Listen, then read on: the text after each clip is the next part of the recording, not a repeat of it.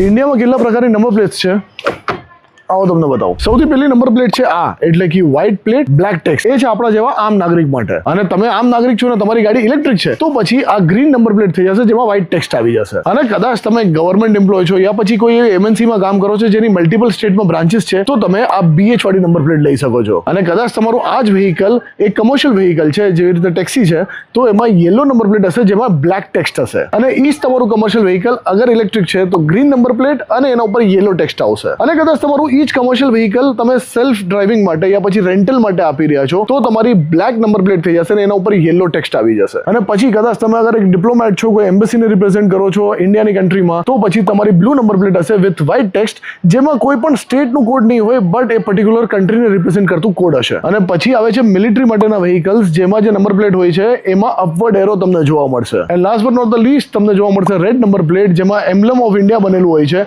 અને એ હોય છે આપણા પ્રેસિડેન્ટ, વાઇસ પ્રેસિડેન્ટ યા પછી કોઈ સ્ટેટના ગવર્નર માટે. તો હવે આમાંથી કઈ નંબર પ્લેટ વિશે તમને નથી ખબર એ બિલકુલથી કોમેન્ટ ડાઉન કરીને બતાવવાનું નહીં ભૂલતા. અને ઓફકોર્સ આવા જ વિડીયો માટે તમારે ફોલો કરવાનું છે ઓટોમે રાખીને.